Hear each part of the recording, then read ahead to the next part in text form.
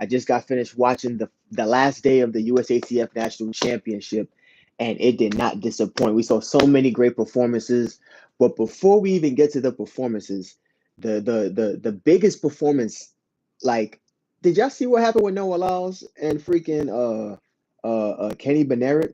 That was crazy. That was crazy. First of all, let me do a pause real quick. Let me actually talk about the performances on the technical side. Then we're going to get into everything else, right?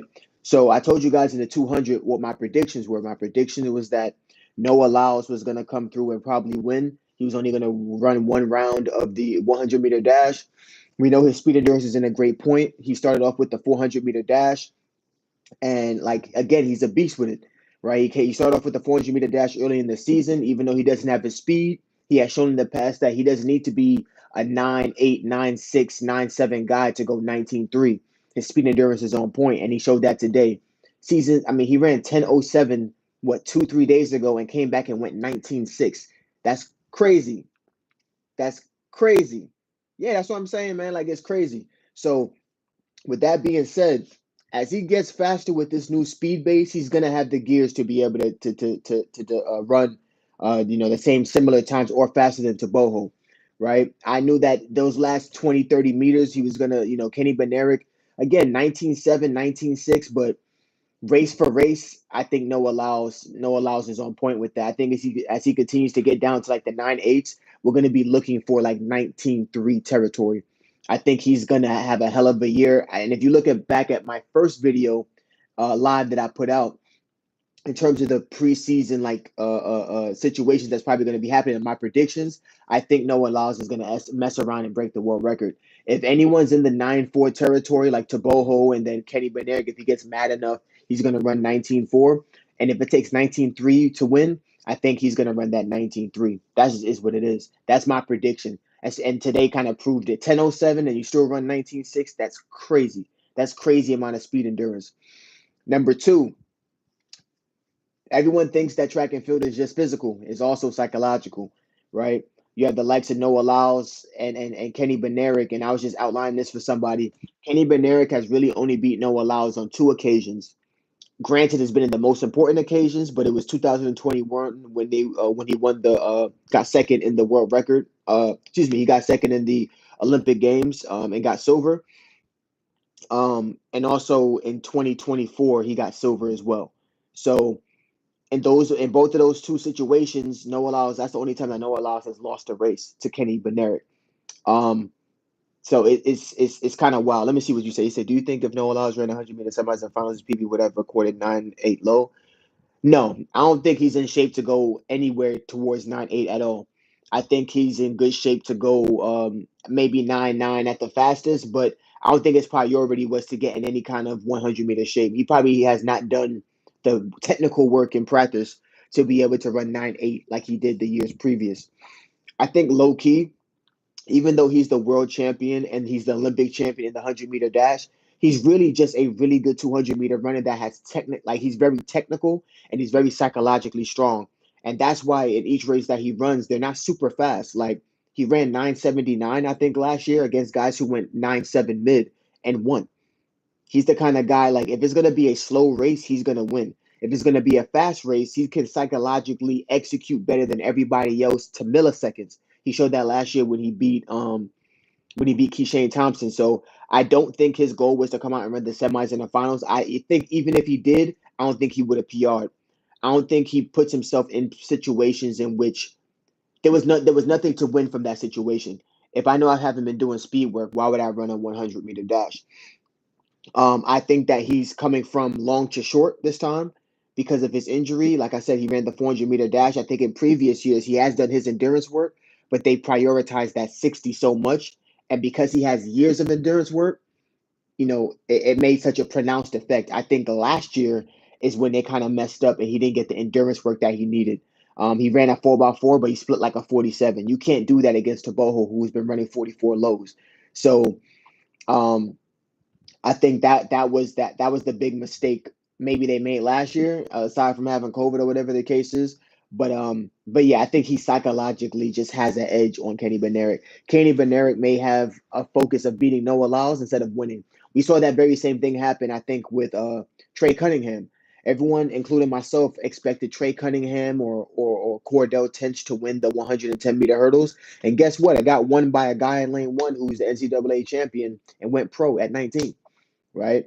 Trey Cunningham didn't even qualify. And I think part of the reason why he didn't qualify because everyone was focused on beating Grant Holloway because he's the big star and he's the big person that they want to go catch.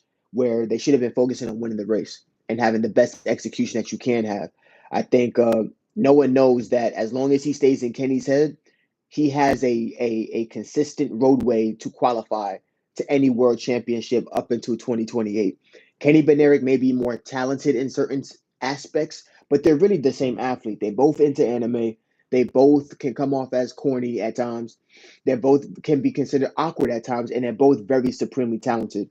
I just think that Noah has an edge, maybe from having a brother, maybe from from his coach. I don't know, but he has an edge to him that when he gets like turned up and he wants to get into your head, that's what happens. You know what I'm saying? So it's really really dope to see that race. The push was kind of uncalled for. Um, am I talking about Noah? Yes, I am talking about Noah Laos. I'm talking about the fact that he is executing way better than a lot of these other guys with a lot less training under his legs and barely any speed work.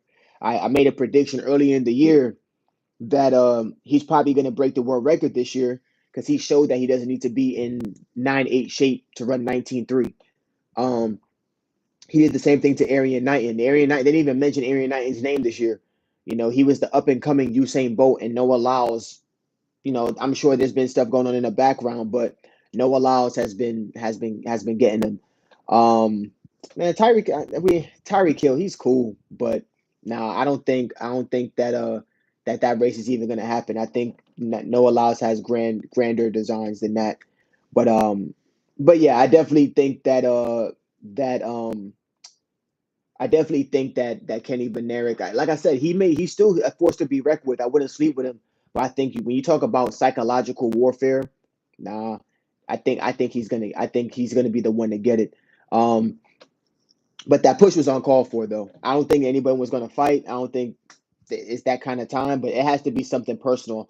Um, I think also if you've been on Twitter, like I'm on Twitter, there's been an account called Track Spice that's been talking smack and saying certain things about different athletes and talking about different people in the track world. And I think that the rumor has it that it may have been Kenny Bednarek or someone in his camp. So that could be a thing too. There's a lot of people talking about different things, but like I said, what Kenny got to make sure he does, and that actually a big weakness that he showed. Um, definitely a big weakness that he showed. Um, is that he showed that instead of just losing gracefully, the stare down is cool. You deserve to have the stare down because I'm sure if Kenny beat Noah, there would have been a stare down too. But the push afterwards showed that there's frustration. It shows that there's nothing that you could have done in that race to win. So you try to do something outside the race to make yourself feel better. If you want to beat me, run faster, period. But if you can't run faster, then what you gonna do? You know what I'm saying? So I think Kenny gotta do some usas. He gotta take a deep breath and actually reassess, the mistakes that he made. I think he did a great job coming off the curve.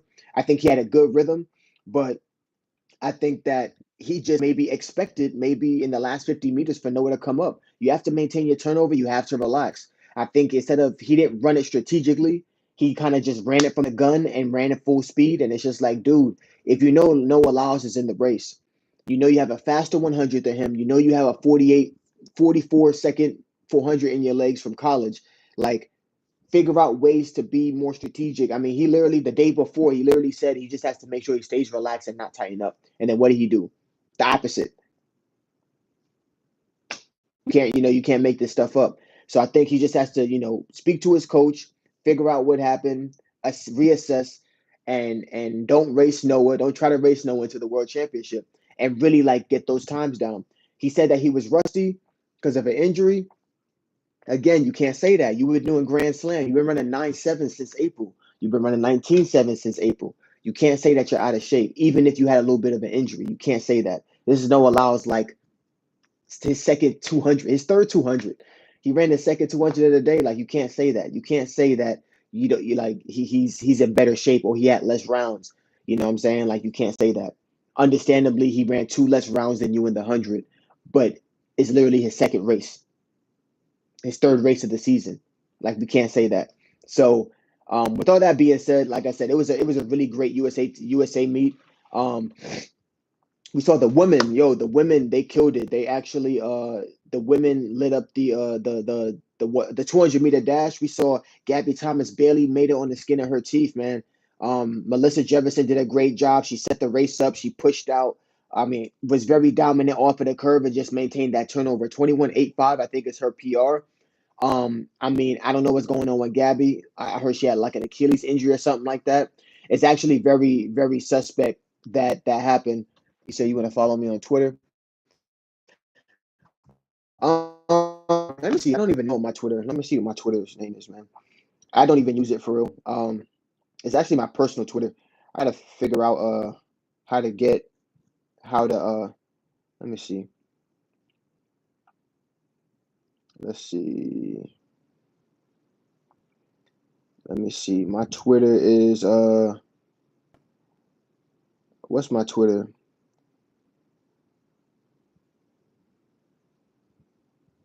I'm gonna end up posting it on here. I can't even find where my Twitter's at right now.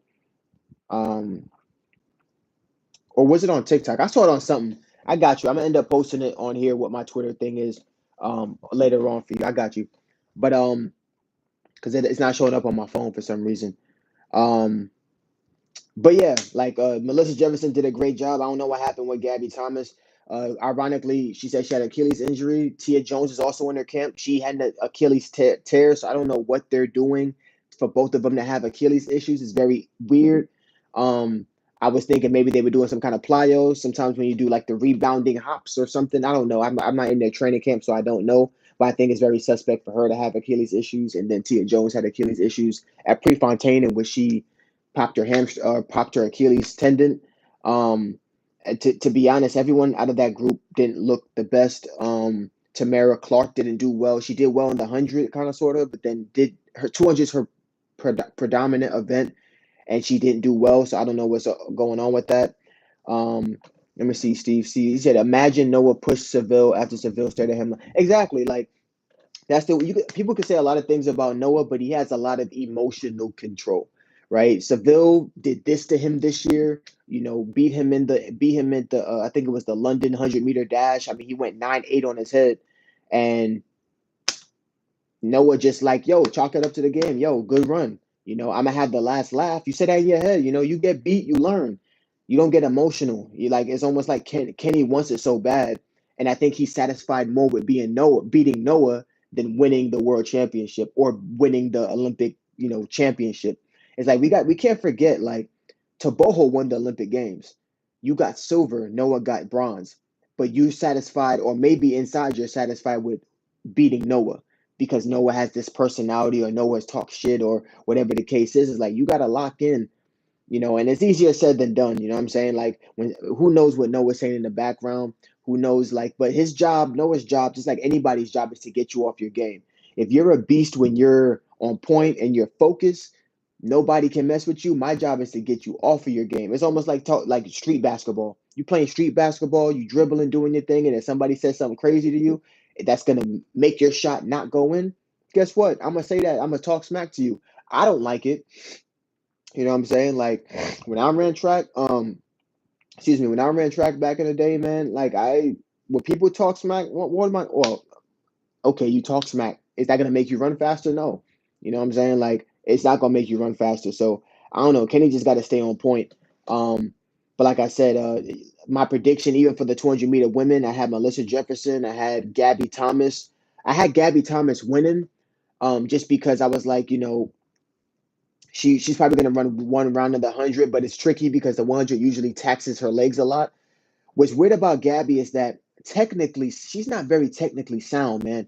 I don't know what's up with her. Like she pops up in the first two steps of the 100. She pops up in the first three, four steps of the 200. She's not driving out properly. I mean, she has this very massive stride, very powerful runner, has hella good speed, endurance, and strength. Um, but it just seems like she's not going through any gears. I know she was dealing with an injury, maybe that's what affected her, but it's been consistent.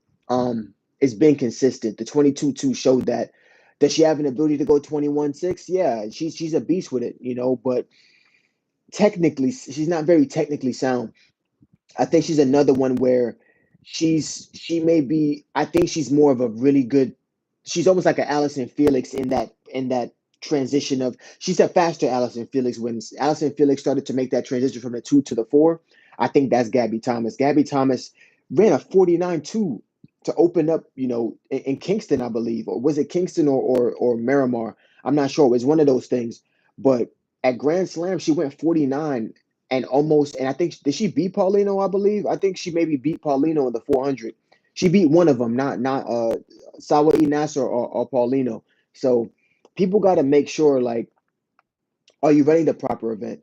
Is she doing the speed work that she's supposed to? Like I said, I'm a coach, but I ain't her coach, so I'm sure there's stuff in the background I don't know. But she just, I don't know, ain't no dry phase. She gets the top end speed, but she don't really stay there for a long period of time. Let me see what you said. You said yes. Gabby just pops out, and I was crying about that, especially in the semis earlier. It was real bad. She got up and started running. Anivia called. Yeah, we there's too much talent in the USA field to be doing that. Yeah, yeah, and she ran 49 to beat Paulino. Like, you can't, with that kind of strength. Sometimes people run the 400-meter dash early in the season, especially when you're a strength-based 400-meter runner. You run the 400-meter dash to get a good base. But when you're a girl, start running, and you're a woman and you're running 49.19, there's a period of like no return where it's just like, hold on, 49.19 is like, I think that starts to make the all-time top 10 list for the United States. Don't check, don't fact check me, but you start running 49.19 in Kingston, Jamaica in April, I may need to look at maybe like running that in the open event. Though maybe the 100, nah, but that's a lot of strength. That is a lot of strength. Mind you, that's faster than, like, Sydney McLaughlin just beat that time. She had the US #1 time of the whole year in terms of professionals. I know Aaliyah Butler just ran that a little bit better, 49.0 at a Diamond League. But I say all that to say, like, I think that affected her 200. You can't just pop up and run. There's no dry phase. There's none of that. So I think she suffered with that. I knew Anavia Battle was going to come slide through and get her a spot. She's been running 22 threes, 22 lows, winning Diamond League championships all this whole. I mean, she's been killing the Diamond League pretty much this whole summer and slash spring. So to do it on US based soil and then she was in lane 2, is like, yo, kill it. Go get, like she said in her interview, her coach said be the first to qualify from lane 2, and she did that. It was really impressive to see. I expected actually a lot more from Ashley. I think her name is Ashley White, Melissa's training partner, who went now 1082, because she made the team, I think, a couple years ago in the Open 200. She has really good speed endurance, so I was really surprised that she didn't qualify for that, which sucks. We saw Shakari Richardson. She didn't make it, but that was to be expected. I mean, she's only at 11.0. Yeah, Kayla White. My fault. I said Ashley White. Yeah, Kayla White.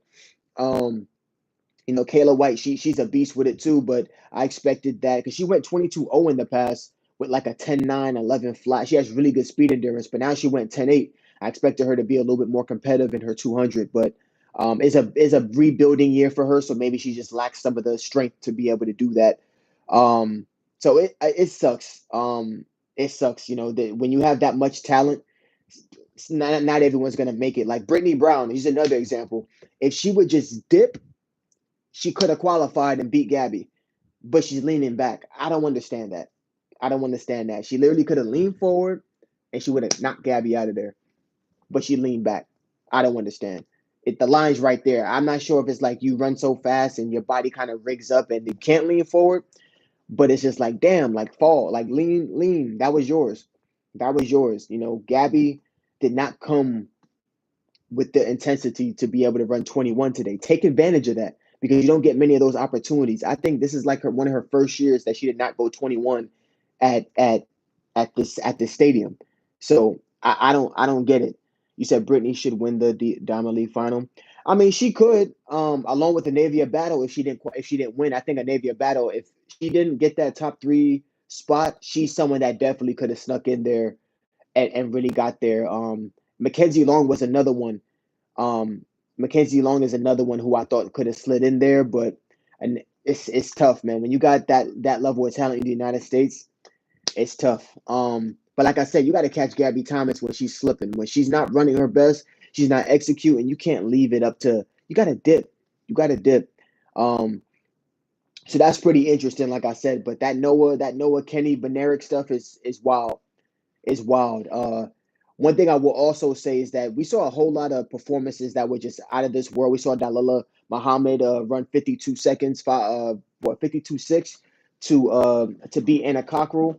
If you look at the actual race online, I think is whatever the official thing is, who the broadcast ABC or whatever, their title is so crazy. They say Dalila Muhammad crushes Anna Cockrell. It's like that's the kind of decisive stuff they left to post to get two teammates to kind of beef with each other.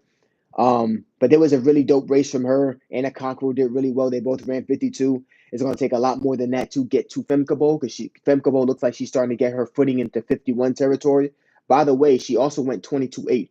And Femke had the whatever championship they have in her country. And her and Leaky Claver basically ran the same time. I think it was 22.84. And then Femke went 22.85. Again, what 400-meter hurdlers do you know besides Sydney McLaughlin that can run sub 23 in the 200? Not many, especially with how strong Femke is. That's why she can run 48 all day. When you run those 22s and tap dancing in the 22s, that's when you're on point. Back to that women's 200 though, another Deja Stevens, lane 9, has not been in the track and field world for like 2 years. University of Oregon standout, NCAA champion. I mean, for her to come back and run 22, crazy, crazy. She's from Queens. Shout out to Queens. She's from Queens, New York, and that was crazy impressive for me to see as well. To run that 22, to run that 20. I don't even know what she ran. I think she ran like 22 mid to high. That was really, really impressive, especially at a lane 9. That was really impressive. 800, the 800-meter dash. I did not watch the women's race, but it surprised me that no one I knew by name, like I didn't get any picks. I didn't get any picks at all. I think Mo didn't even make it to the finals. IJ Wilson wasn't in it. A lot of people that I picked, Raven Rogers wasn't in it. It was very just, I don't know who the top 3 are at all. Shout out to them though, but I don't know who they are at all. But I will say the men's were probably the biggest upset that I've ever seen. Donovan Brazier kills it. I mean, this dude came out the freaking blue sky and went 142 to PR. That is crazy to me. That is insane. Off of a 2-year hiatus to come back in PR and to win, not just qualify, but to win against people that's been competing heavily in the 800-meter dash. That is wild to me. They need to make his year into a documentary. They need to turn his success this year into a life story. They need to figure something out because I don't like, who do you know who can leave in 2 years, not just like on some I'm taking a break, but is injured, come back and then just kill it. I want to also say in 2022, I think he was running like world records. Like he was running world record 600 indoors. So like he was in the peak of his shape. So I don't want to say he's just going to fall off, but it's crazy. It's crazy. Like to be off for 2 years with foot injury, like 2, 3 surgeries, ankle issues, and to come back and kill it like that is ridiculous. Ridiculous. So shout out to Donovan Brazier, Texas A&M standout. He went pro after his freshman year. After he won the NCAAs, he had so many world records in the 600 indoors. He broke the collegiate record for the 600 his freshman year at Texas A&M. So really, really dope athlete. And then the biggest story, I mean, that was a big story. But then the follow-up big story was that you have this guy named Cooper who's 16 years old and he runs 142, PRs by 3 seconds. Now I'm confused because a 3-second PR, first of all, again, he's 16 years old, so he's not even like a senior. He's probably going into his junior year. He's built like a damn man, but 16 years old is crazy for that kind of performance. I mean, 142 is crazy, and then the way he did it, he even split it.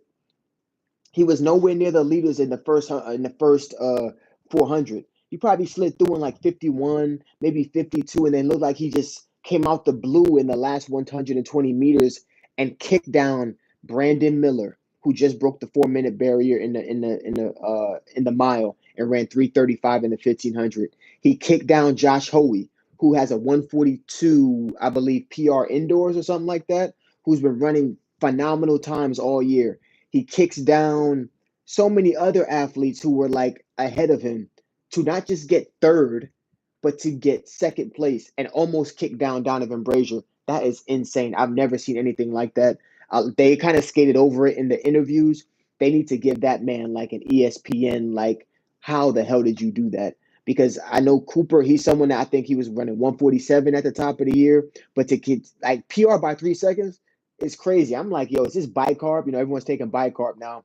Like, is that what's going on that's making everyone run fast like this? But insane. It sucks that Brandon Miller did not qualify. He's someone that I had on my top three to qualify. I had Josh Hoey to qualify. I think Donovan Brazier was going to do well, but you're talking about 3 rounds. I wasn't sure if he was going to be aerobically capable just because it's been so long. It's one thing to run 143 once, to be in position to go 149 and then 144 and then 142 super low like that to PR after a 2 year hiatus. That man has not run in like 1,000 days. It's crazy. It's crazy. It is insane. And then you have the I forgot his name, but he's been around for the past couple of years. He locked up that third spot. I'm speechless, man. Brandon Miller, I really wish he was able to slide in there. I'm trying to think of a way that he could slide in there, but the U.S. has no world championship or world champions in the 800 from 2023. Diamond League wise, no. Wyoyi, the dude from Kenya, Wyoyin, whatever his name is, who ran 141 a couple of times. He's been killing it. You have A-Rop that's been killing it. I'm very curious to see what the 800-meter group is going to do this year. But like I said, it's been really, really, really, really crazy. The 400-meter hurdles they also had. Ryan Benjamin, of course, slid through, did a really great job. Caleb Dean was able to stay on his feet and not hit the track. And the other guy, I forgot his name, man. He's the one whose meat slid out, pause, with his shorts, and he was able to lock up that last spot as well. Like I said, I think that was my top three. I had Ryan Benjamin, Caleb Dean, and then I think I had him for third. I had that damn, what's his name? The guy who runs for A6. I had him. Yeah, Chris Robinson. There you go. I had Chris Robinson for third, or he was my dark horse or something like that. But with the men's 400-meter hurdles, it was pretty easy to kind of figure out what was going to happen just based off PRs. Right, Benjamin is hella funny though. He was like, yeah, I just did a nice technical run, went 46.8. Kept it real smooth and relaxed. You could tell he has a lot of confidence. And he looked his steps looked very smooth. He looked really good. He has to make sure that he just, Rod Benjamin, when he really just comes off that curve and sets it up, he's able to finish. And I think he might go and slide a run of 45 if he's not, if he has the confidence. He's going to need that to go against Warholm because Warholm is setting up for something crazy. I have a bold prediction about Warholm too. But yeah, Caleb, yeah, he kind of overcooked the first 300. I don't know why he does that. Maybe it's because his steps are a little choppy. Like he could be following a race plan where he's following a certain amount of steps and then he relies on strength on the back half. But it's always that hurdle that's right on the bend, that's right on that like 120 mark where he jumps off of it and then he always goes to the outside. And I think that's the step that he has to be careful of because if someone's on his outside, he can hit them, impede them, and fall, or he just lose so much momentum because he gets real wide with his arms. If he just keeps it tight, he should be cool. Because his last hurdle clearance was dope. He was able to finish and not get passed up by Chris Robinson or the other guy from A6, who's the doctor. So yeah, he just has to make sure he stays smart and stays, under himself. I mean, he's been battling out with DeSantos all year, so he should be able to know what it feels like to be against the big three. I have a bold prediction, like I said, when it comes to Warholm and all those guys too. I think the winning time this year, someone's going to go 45 again. Why? Warholm broke the world record in the 300-meter hurdles. He did the same thing in 2021. He broke the world record. He ran faster this time around than he did last time. That year, he went 45, and it was in Tokyo. This year, he broke a world record in the 300-meter hurdles. I think he's going to go 45 again, and it's going to be in the same exact location. I think that Dos Santos is going to put more pressure on him. Of course, I think Rai Benjamin is going to put more pressure on him. But everyone's missing out on somebody. Everyone's missing out on someone. He's been popping up. No one's been talking about him. Samba. I think if someone is not careful, if someone's not careful, Samba's going to sneak in there and he may sneak somebody if someone's not careful. And what I mean by that is it's the same thing. It's the same thing that happened last year where it's the same thing that happened in 2023. The reigning world champion right now is, I believe, is Dos Santos. Everyone was focused on Warholm and not focused on winning the race. They're like, oh, we beat Warholm, we're good. Rai Benjamin was supposed to win everything, and then Dos Santos snuck up and took it. Right? That was in Budapest, I believe. So what Rai Benjamin has to make sure that he does is that it's okay to be cocky. No, it's okay to be confident, not cocky, but also realize that the job is to win. It's not to run 45, it's to win. Put your body in the best position to run 45, but have a better race plan going into Tokyo because everyone knows his race plan. He pushes out, he gets his steps nice and open, he stays very, very calm throughout the first 200, and then he drops the hammer. But if Warholm takes it out and he has the master endurance that he always has, you may not have the real estate to do it. That's how he beat him at one of the little meets out here, I think in the Diamond League. He knew Rai Benjamin's race plan and he does it. He's getting used to the race plan, but Rai Benjamin has to have the ability to switch it up. What's that 45-second race plan that is he's going to be able to do to enable him to run fast, right? And yeah, Warholm is freaking crazy. I think Warholm is one of those athletes that he has a set amount of steps, but he has so much endurance. He's very similar to Dalila Muhammad. If you ever watch Dalila Muhammad doesn't have gears. She takes it out and continues to keep that momentum and get faster and faster throughout the run. That you can only do that when you have strength. She's not fast. You have to have strength. You have to have a lot of strength. Warholm is the same way. Warholm isn't a 19-second guy. He isn't even a 44-second guy. I think he's like a maybe 44.9, 44.8. He probably give you like a 44 low, but he doesn't have the speed that Rai Benjamin has, but he is strong as hell, right? Same as Dos Santos. Dos Santos is in the middle. He's like 6'7". He has super long strides. He's fast, but he's not too fast, but he's strong, right? Samba is the same way. I think if in order for them to make it a top 3 situation, number one, you got to handle those rounds properly, and then number two, Rai Benjamin needs to make sure like he doesn't just focus on Warholm. He doesn't just focus on Dos Santos. He doesn't just focus on Samba. You have to focus on winning. And how you do that is having the more masterful race plan. Don't just keep it the same. Keep it consistent. You have to you can't just keep it the same. You have to be able to switch it up as you go along. The race plan we've been seeing has been generating 46. What's the race plan to go 45? Right? We see I remember watching Sydney McLaughlin in person. It was in the 2022 World Championships in Oregon. I watched her. That's when she broke the world record and went 50.5, I believe, or 50 point. It's the first time she went 50 point, right? From prelim to final, the biggest difference is that she approached the 200 a second faster, right? If I remember correctly, she went like 24. No, she went 25 something in the prelims through the 200 or whatever the first hurdle is, that the fourth or fifth hurdle that's near the 200-meter mark. She came through at like 25, finished up in 27 to go like 52 something in the semifinals. When she went 50, though, she came through in 24, came through in 36, finished up in 14. How did that happen? Because she switched up her race plan for the effort that she was going to do.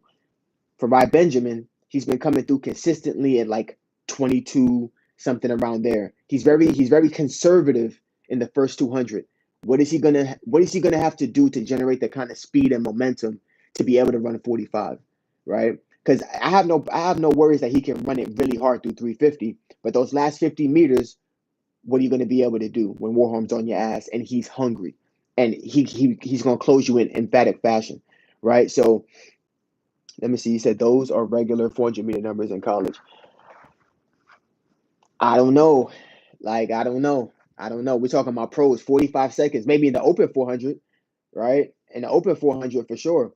But yeah, Sydney McLaughlin's a beast with it. She's a beast. Like I said, my prediction, along with Noah's, is that she's running the 400-meter dash only to run like low 48. I don't think that she's gonna run the world record in the 400-meter dash. I don't think that she's capable of that. She has the talent, but I don't think it's gonna be a 1-year situation, right? You said sit splits are bloody. No, I'm talking about the sit. The Sydney McLaughlin splits, right? I think for her to break the world record, and no, I think for her to break 50 seconds in the 400-meter hurdles, she's gonna have to come through in 23. I think that's what she's preparing for, right? I think that's what she's preparing for to run the open 400. So yeah, Sydney's crazy. I saw that in person. Once I saw that 24 split, and I'm that weird guy. I'm a coach, but I'm that weird guy that was on the top row, and I'm just clicking her splits through prelims, semifinals, and finals. And I was like, oh shit, she came through in 25. Oh, that's dope. I looked again. Oh wow, she came through in oh wow, 25 this time. Then I looked again. Oh, she came through in 24. Once I saw the 24, I knew that world record was done, right? I knew that world record was going to be destroyed when she came through in that pace when it came to that world championship. And there's no one that can match that. No one that can match that. No one that can match that. So, like I said, she's someone that is a beast, right? Benjamin, he has to stay on it. And if anyone wants to challenge Femke, it's the same thing. Femke is doing similar stuff, except she's stronger. I think she has the 500-meter world record. She's stronger than Sydney, right? But she's not faster than Sydney. Sydney has a 22.0 200-meter dash. Femke only has a 22.8.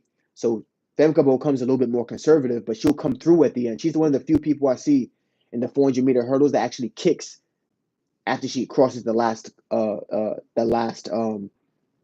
hurdle. So really, really impressive.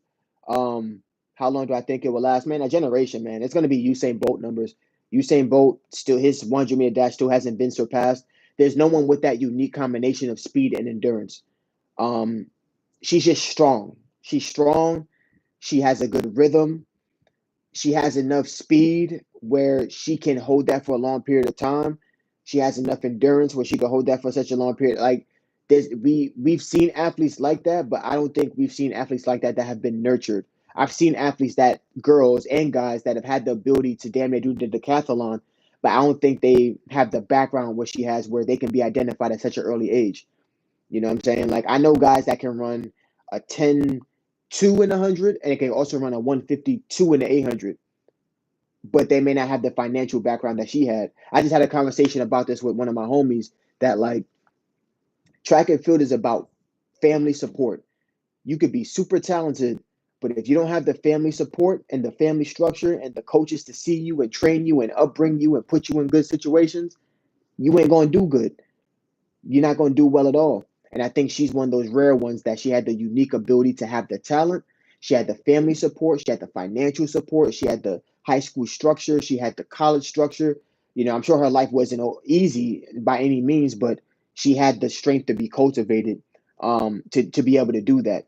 Like, perfect example. I think Mo's the perfect example. She's someone that in AAU National, she medaled or got top two in the 100, in the 200, 400, 800, 1500.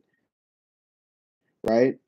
Where'd you see her now? She's an Olympian. She's this, she's that. She got nurtured into doing that. Fred Curley, perfect example.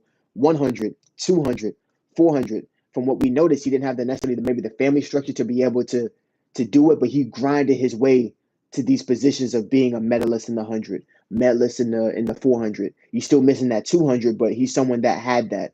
So, I mean, there's a bunch of talented athletes out there that have the ability to do it, but you just have to have the structure to do it, and you have to have the coach that believes in you. I think a person that's a lot of people don't talk about who's similar to Sydney, and people are gonna say, "Oh, you tripping?" It's Grant Holloway. Grant Holloway is very similar to Sydney McLaughlin. He's awesome when Sydney McLaughlin was in high school, she was good in the 400, in the 200, in the 100-meter hurdles, in the long jump, and of course, she made her big splash in the 400-meter hurdles. Grant Holloway, he was great in the 60. He hasn't lost a 60-meter hurdle race since his high school season. He's been great in the 60, the 110 hurdles. He ran 43-second splits all throughout college. He didn't do the 400-meter hurdles, which I think was a big mistake. I think that's maybe an event that he should consider. But, that 400-meter conditioning kind of leaves your body after college because you're not running 4x4s like that. But he's someone that did that as well. He can run a hell of a 100. He has a 6.560 that no one talks about, which is amazing for a hurdler, one of the fastest hurdlers. Supremely talented. Did long jump as well. Very elastic. Um, he's someone that no one really talks about when it comes to talent. Granted, if you break down the ability for some of these athletes, like he's probably pound for pound, probably a little bit more talented than her. It's just that she made a big splash as a 16-year-old in the 400-meter hurdles.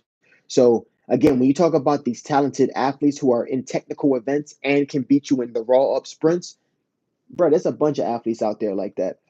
You know what I'm saying? Now, I was just talking to someone about the decathlon. For me, for example, I ran the 1, 2, 4, 8, 1500. I was a 5K athlete as well. I ran cross country. I went to try the decathlon, but I don't have no coach that can teach me no pole vault. You know what I'm saying? So there's a barrier to entry when it comes to a lot of these events. You know, hurdles is a very technical event. If you can't find a hurdle coach, you're not going to do well in it. So there's a bunch of athletes like Sydney out there, but she's definitely a one of one. No one's going to touch those records for like 20 years, you know, unless I mean, Dalila Muhammad, she's a beast too. Like she's someone that I remember I trained with her when I was like at a very young age, and she's someone that has that kind of talent. Um, it's really amazing to see even Femke Bowles like that. Let me see. Josovich was also good all around. Injuries really affected him. He had a better start than Noah, but Noah had something else. I don't know what it is, but in high school, but Josovich was. See, I have a fun fact. Not a fun fact. I have a take about Josephus. I think Josephus, um, his mistake was that I think the weight room got the best of him. He's someone that had that same lankiness, or maybe it was puberty. I don't know, but he had that same lankiness. He was even more lanky than Noah because he's taller, and he's someone that well, I have two things. The first one was that I think puberty or weight room got the best of him. He just seemed like he's like damn near 200 pounds. He's like 40 pounds heavier than Noah, 30 pounds heavier than Noah. Like, um, I don't think you're able to run fast like that. He's like 6'1", 6'2", 200 pounds. Like, that's a lot of muscle to get down the track. I also don't think he's a 100, 200-meter sprinter. I think he's a 400-meter guy. And I think similar to Fred Curley, he runs his best hundreds and 200s when he's in the best 400-meter shape. Because when you have that much weight and that much muscle, you have to condition that. You have to condition that. And speaking, like, again, when I was my best 100-meter shape, I was the best 400-meter runner. You have to condition the muscle that you have, unless you're just purely elastic, right? Unless you're just an elastic athlete. So like Noah, if you watch him early, he was very elastic. Probably was barely in the weight room, and he was running like 20-0. Right now he's in the weight room. He looks a lot more bulky. But as you see, and I mentioned this last year, he had to do a lot more endurance-based runs because now he has this muscle that if it's not conditioned, it's not going to help him around the track. He's going to feel heavy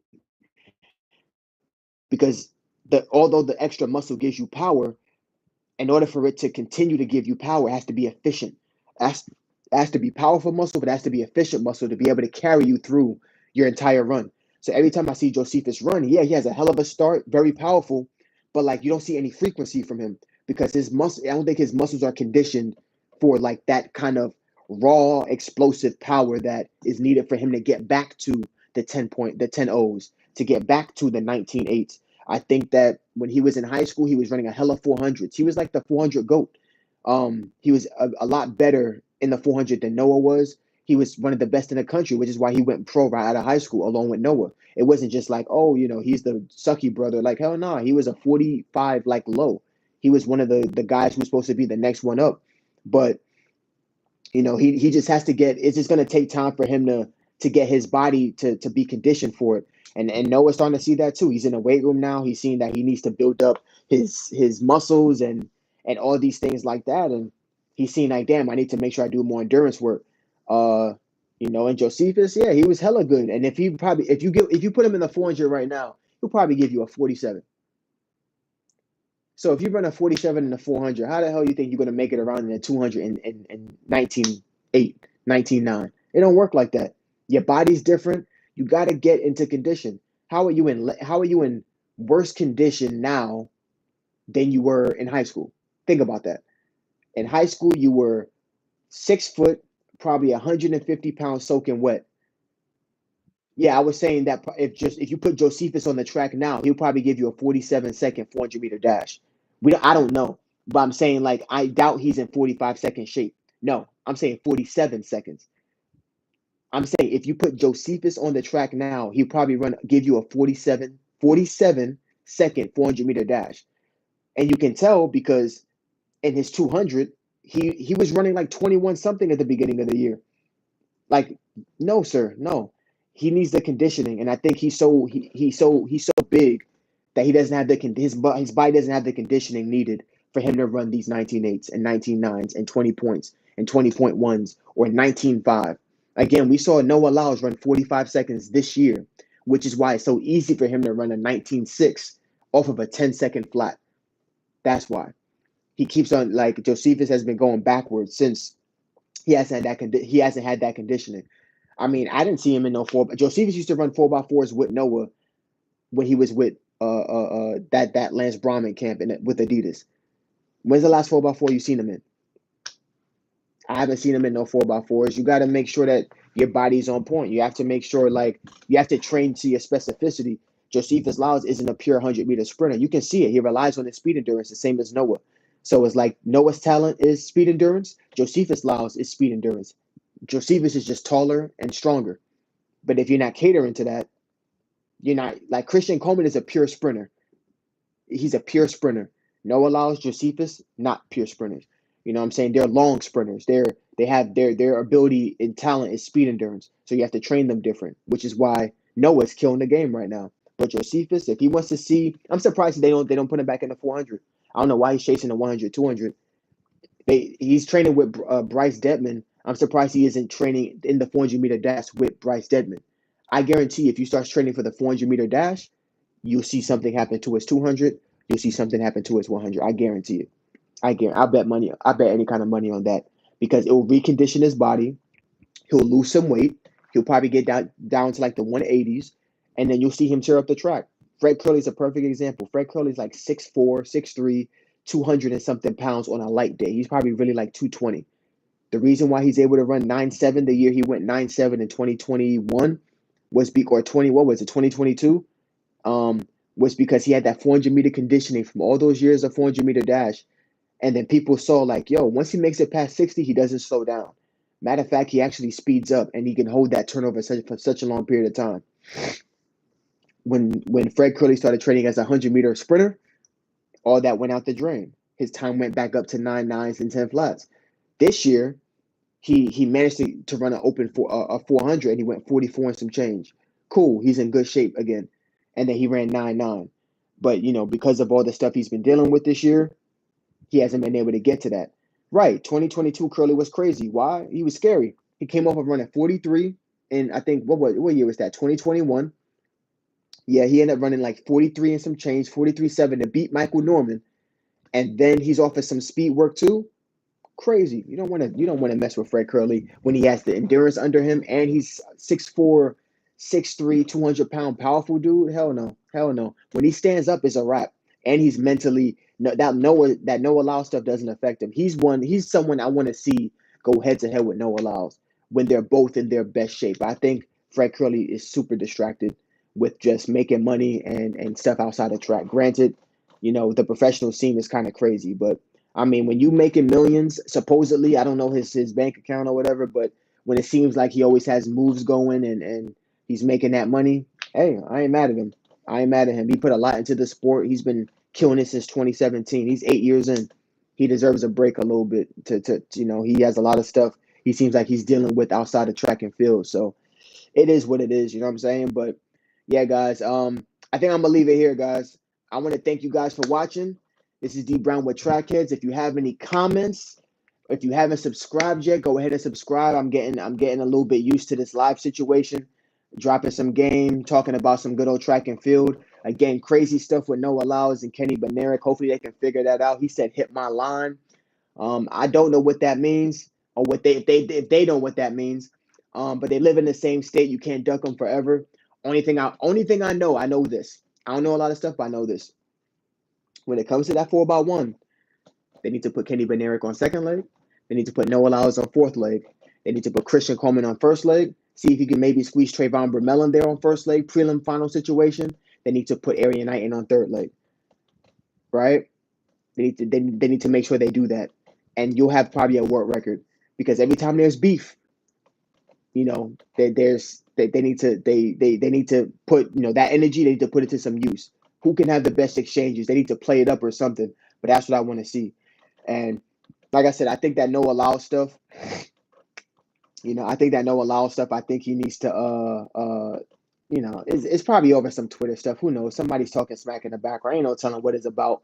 You know what I'm saying? So when am I talking live again? Oh, you said, oh, let me. So you said Courtney. Courtney Lindsey was dope. He did a great job. He just ran a super hot 150 and then kind of died out. He has to work on that speed endurance and keeping his body positions in the last 20, 30 meters. If he does that, he'll be on point. But, it's him. He's another one that ain't really scared of Taboho. So him and Taboho always go at it. So you need a dog like that. And Courtney Lindsey runs a pretty good 4x1 too. So they could actually put him third leg because he ran a hell of a curve. I think he was actually ahead of Kenny and Noah at the curve. So they need to put him third leg since Arian Knighton isn't having too good of a year. I'm probably going to talk live maybe tomorrow, the day after that, if there's some good track stuff around. Hopefully some new stuff come out for track. But I'll be on here. If I'm not on live, I'm gonna release a video. But I'm gonna be talking about if any other cool stuff come out. We saw Shelby Houlihan, we saw the distance runners. Like I talk about it all. So I'll be out and about. Um, he said runs a good curve and has really exactly like he was the reason why they were able to qualify last year. It's just Kenny messed it up at the Olympics, unfortunately. You know what I'm saying? So yeah, it's wild. It's wild. So it's gonna be a war of the 200-meter dash, which is what we need. We need this excitement. I don't agree with the pushing. I don't agree with the shoving. I think you should keep your hands to yourself because the person who takes it the furthest ends up getting blackballed or something happens. But if we can get this kind of energy to go down, remember it used to be Noah Lyles against Christian Coleman. Now it's Noah Lyles against Kenny Bednarek. We have Courtney Lindsey versus Taboho. We have Noah Lyles versus Taboho. Like, this is the live stuff. I mean, this is what we want, but not, as long as they keep it wrestling, keep it chill, keep it cool. Don't go crazy. Don't start beefing. Because Keyshane's gonna join in, then Seville is gonna join in. Zarnell Hughes is in there somewhere. Like, there's gonna be a lot of people talking greasy and talking crazy. So yeah, Noah Lyles and Knighton was in 2022. We're gonna see a lot of people talking smack, a lot of people talking ish. So I'm looking forward to it. I mean, they need to even spice up some of these other events. But like I said, just keep it respectful. Realize like, yo, we just entertaining, and as long as they don't go crazy, then it should be good. It should be cool. But that was the statement from Noah though. 19.6 again. 19.6 you talking about in a week, in a year? No, in a month and a half, he can't go 19.3, bro. I told you it was gonna happen. I told you my prediction. World record 19.3 or 19.30 or 19.2. If he I'll give you this. Here's the big indicator. If he goes 9.8 anything before or during his 200, like before his 200 at Tokyo, if it's in Zurich, if it's in some of these diamond leagues, if he goes 9.8 anything, we're on world record. We're looking for a world record. I guarantee it. I guarantee it. If we see, because yep, he went 19.6 against Arian Knighton. So I'm telling you, like I paid close attention to the sport. If he runs 9.8 anything leading into Tokyo, I guarantee you he's gonna end up running like a 19.2. He's gonna be real quiet about it this time. He ain't gonna really say too much. He's just gonna be like, hey, it's whatever. Da da da. He may not even win the 100 in the world championship, but I guarantee you in that 200, he's going to run 19.2. And there's nothing that no one can say when that happens. Taboho isn't capable, I think, right now of going 19.3. I don't think that Kenny Bednarek is going to be able to have the wheels to go under 19.5. I don't think there's anyone right now that's going to be able to challenge his speed endurance and his strength. He's taking the Michael Johnson route because he's starting to know that, oh, shit, in that last 50 meters, that's what I need. That's what lost it for him last year. So, like I said, I could talk for days and hours. I'm gonna be back on this live pretty soon when we get some nice topics to talk about. I want to thank you guys for watching. This is D Brown with Track Headz. Peace.